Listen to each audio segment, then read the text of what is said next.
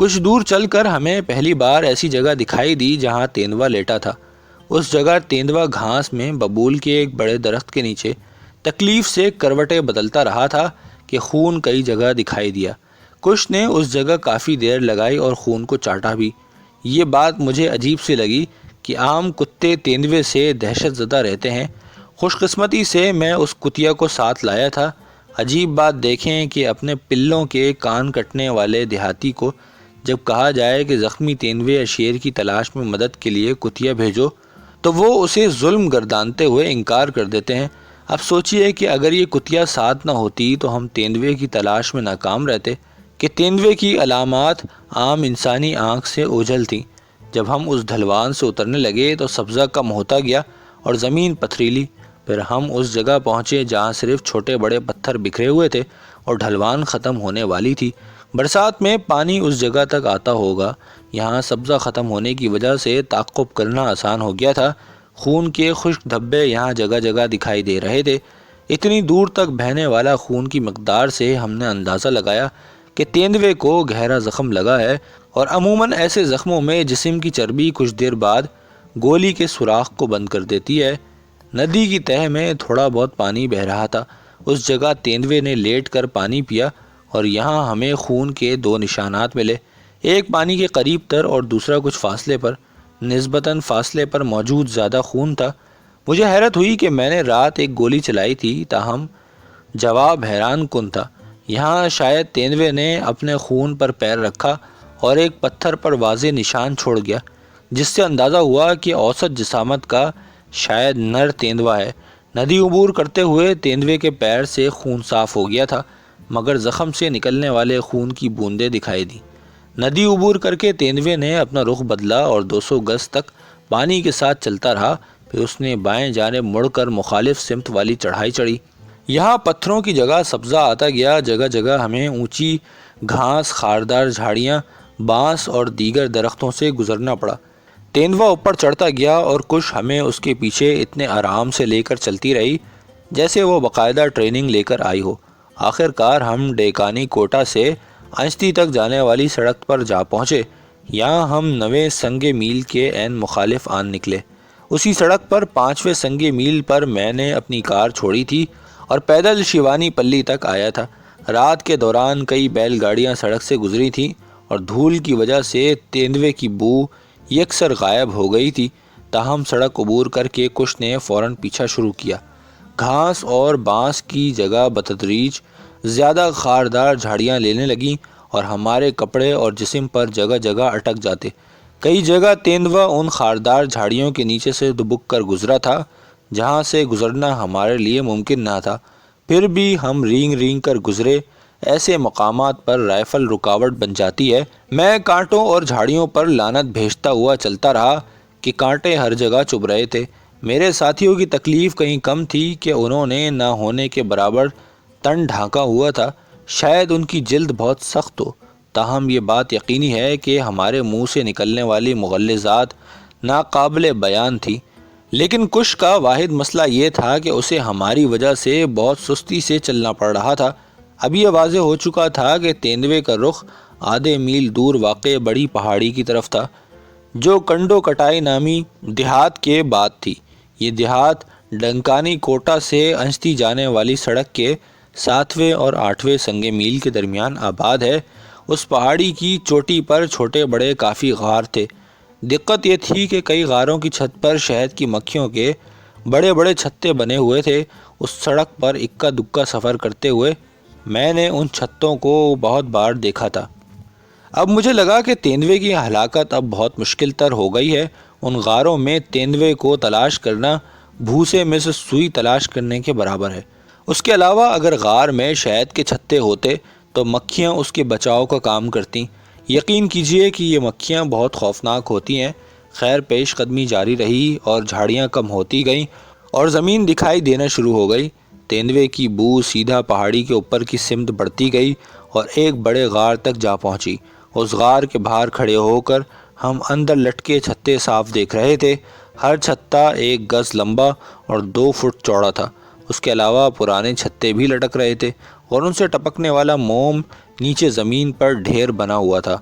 میرے کینوس والے جوتوں کی وجہ سے چڑھائی میں آسانی ہوئی اور ننگے پیر ہونے کی وجہ سے میرے ساتھی بھی آسانی سے چڑھتے گئے۔ کش کے ناخنوں سے ہلکی سی آواز پیدا ہوئی۔ جب ہم غار کے دہانے پر پہنچے تو مکھیوں کا شور بہت زیادہ تھا۔ اس کے علاوہ بہت ساری مکھیاں پھلوں کا رس چوس چوس کر آ رہی تھیں اور بہت سارے پھولوں کی طرف جا رہی تھیں۔ یہ مکھیاں اپنے کام میں اتنی مگن تھیں کہ بالکل متوجہ نہ ہوئیں، مگر ہمیں علم تھا کہ اگر انہیں ذرا سا بھی خطرہ محسوس ہوا تو لاکھوں کی تعداد میں وہ ہمارے اوپر ٹوٹ پڑیں گی اور ڈنگ مار مار کر ہمیں منٹوں میں مار ڈالیں گی۔ یہاں کھڑے ہوئے ہم نے تیندوے کے خون کی بوندیں اسی غار میں جاتے دیکھیں، یعنی تیندوا اندر ہی تھا۔ غار کا دہانہ لگ بھگ 20 فٹ چوڑا اور 20 فٹ اونچا تھا۔ دن کی روشنی چند گز اندر تک جا رہی تھی، مگر اس کے بعد محض تاریکی تھی۔ میں نے مختلف جسامت کے 9 چھتے گنے جو دہانوں کے ساتھ چھت سے لٹک رہے تھے۔ خلاف معمول اس غار کی تہ نمی سے پاک تھی اور شاید اسی وجہ سے مکھیاں اور تیندوا یہاں ایک ساتھ رہ رہے تھے۔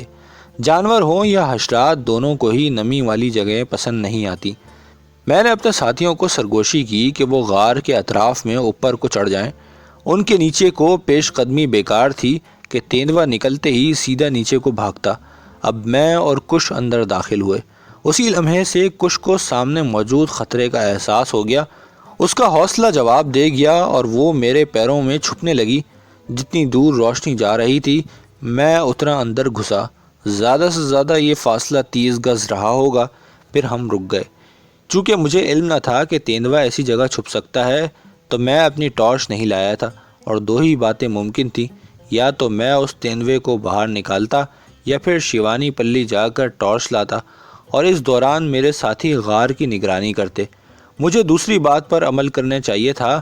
نہ صرف یہ محفوظ تر تھا بلکہ زیادہ یقینی بھی، تاہم اپنی سستی کی وجہ سے میں نے اس پر عمل نہیں کیا۔ سو میں نے تیندوے کو جگانے کا سوچا۔ میں نے سیٹی بجائی اور زور سے چلایا، کچھ نہ ہوا۔ دوبارہ یہی کام کیا تو کانپتی ہوئی کتیا بھونکنے لگی، کچھ بھی نہ ہوا۔ غار کی چوڑائی بتدریج کم ہوتی گئی تھی۔ میری کاوش کا جواب خاموشی سے ملا۔ غار کا اندرونی حصہ کسی قبر کی مانند تاریک اور خاموش تھا۔ کیا زخمی تیندوا اندر مر گیا تھا؟ یہ بات میں قبول نہیں کر سکتا تھا کہ اینکل ونکا ندی عبور کر کے ایک بار بھی تیندوا نہ رکا تھا۔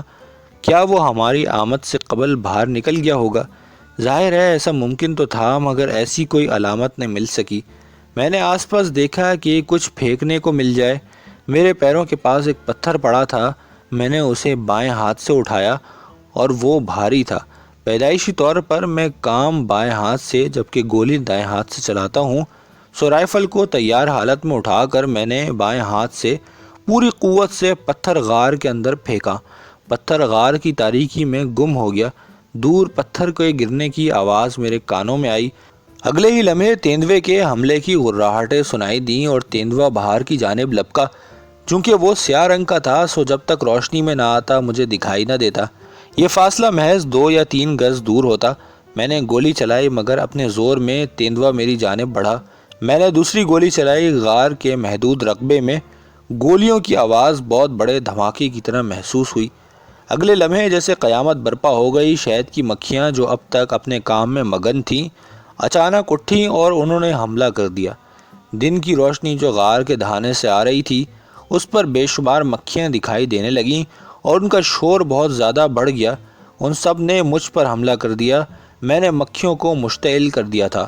تیندوے کی ساری سوچ ہوا ہو گئی اور میں دونوں ہاتھوں سے مکھیاں جھاڑتا ہوا اپنی جیکٹ کو منہ اور سر پر لپیٹتا ہوا باہر کو بھاگا۔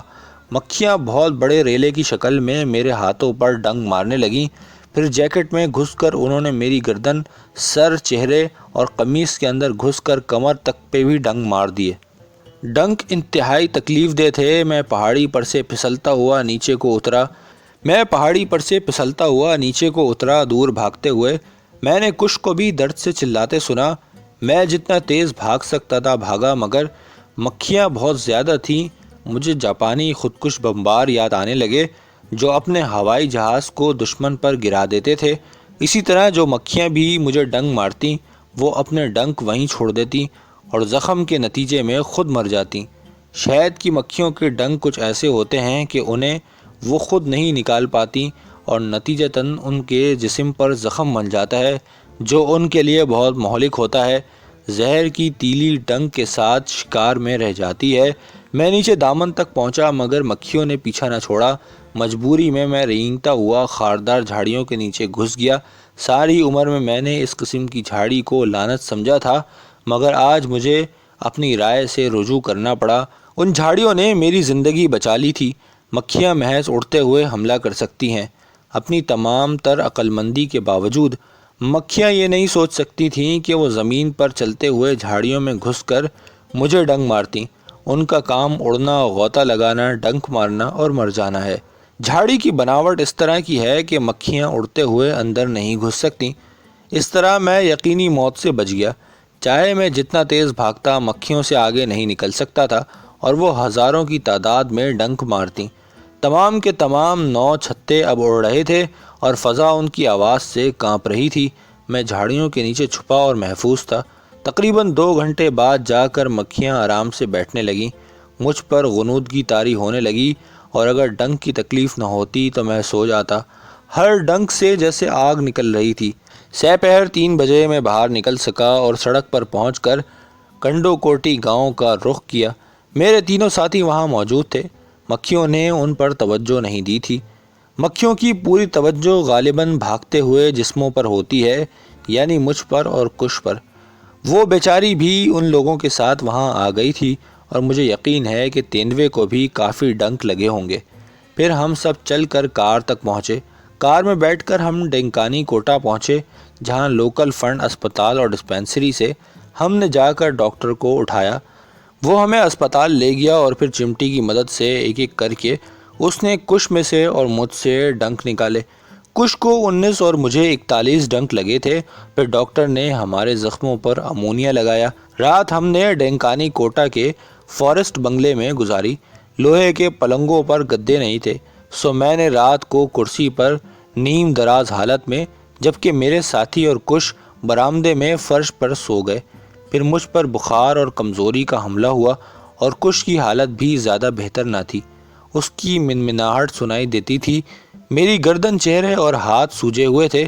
ایک مکھی تو میری بائیں آنکھ کے گوشے پر بھی ڈنک مار گئی تھی جو بہت مشکل سے کھلتی تھی۔ صبح ہونے تک سوجن میں اور تکلیف میں کچھ کمی نہ ہوئی۔ 10 بجے کے بعد ہم دوبارہ نویں سنگے میل تک گئے۔ پھر وہاں نسبتاً آسان راستے سے اس غار تک جا پہنچے۔ اس مرتبہ مکھیاں پھر سکون سے کام کر رہی تھیں۔ ہر طرف سکون اور خاموشی تھی۔ ساتھیوں کو وہیں چھوڑ کر میں کش کے ساتھ پھر اوپر چڑھا اور انتہائی احتیاط سے غار کو پہنچا۔ جب تک میں مکھیوں کو تنگ کرتا ہم محفوظ رہتے۔ مجھے یقین تھا کہ کل والی 2 گولیوں سے تیندوا مر چکا ہوگا۔ اگر نہ بھی مرا ہوتا تو مکھیوں کے ڈنک لگنے سے مر گیا ہوگا۔ میرا اندازہ درست تھا۔ دہانے سے کچھ قدم اندر تیندوا مردہ حالت میں پڑا تھا۔ کش اس سے 1 گز دور جا کر رک گئی اور غرانے لگی۔ میں نے اس کے منہ پر ہاتھ رکھا تاکہ پھر سے مکھیاں مشتعل ہو کر ہمارے اوپر حملہ نہ کر دیں۔ غار سے نکل کر میں نے اشارے سے ان لوگوں کو بلایا۔ ہم سب نے مل کر تیندوے کو ڈھلان سے اتارا۔ چرواہے کے پاس چاقو تھا جس کی مدد سے اس نے ایک شاخ اور کافی ساری بیلیں کاٹی۔ پھر ہم چاروں اسے کار تک اٹھا کر لے کر آئے اور پھر اسے گاڑی پر لادا۔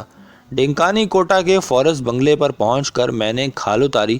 یہ عام جسامت کا نر تیندوا تھا جس کی لمبائی 6 فٹ 7 انچ تھی۔ اس کی چتیاں کالے بالوں کے نیچے واضح تھیں۔ یہ پہلا اور واحد سیاہ تیندوا ہے جو میں نے شکار کیا ہے۔ سیاہ رنگت کی وجہ سے ڈنک کی تعداد دیکھنا مشکل تھی مگر میں نے اپنے ساتھیوں کو اس کام پر لگایا اور نکالے ہوئے ڈنک خود گنے جو کل 273 تھے۔ اور خود میرے لیے سیاہ تیندوے کی کھال بہت قیمتی تھی کہ ایسا جانور بہت نایاب ہوتا ہے۔ اس کے علاوہ میں نے کش کے مالک کو 7 روپے دے کر اسے بھی خرید لیا تھا۔